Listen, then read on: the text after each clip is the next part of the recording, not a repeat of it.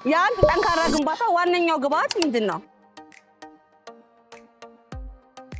ለግንባታ ጥራት የግንባታው አጨራረስ ብቻ በቂ አይደለም። ዋናው የጥራት መሰረት ግንባታውን የሚሸከመውና ኮንክሪቱን አቅፎ የሚይዘው የአርማታ ብረት ጥንካሬ ነው። ይህ የኤምጂ ሆልዲንግስ የብረት ፋብሪካ የአርማታ ብረት ነው። በሀገር አቀፍና ዓለም አቀፍ ስታንዳርድ የተመረተ ከፍተኛ ቴንሳይል ስትሬንግዝ ወይም የመሳብ አቅም ያለው እንዲሁም ከኮንክሪት ጋር ፍጹም ጥምረት የሚፈጥር በዘመናዊ ማሽኖችና በላቀ ቴክኖሎጂ ከባለ 8 እስከ 32 ግሬድ 75 የአርማታ ብረቶችን አይረን ኦር የብረት ስክራፕና ሌሎች ግብአቶችን በማጣመር የምናመርታቸው በመሆኑ ሲታጠፉ የማይሰነጠቁና ከባድ ጫናን በጽናት በመቋቋም ለግንባታ ረጅም ዕድሜን የሚሰጡ ናቸው።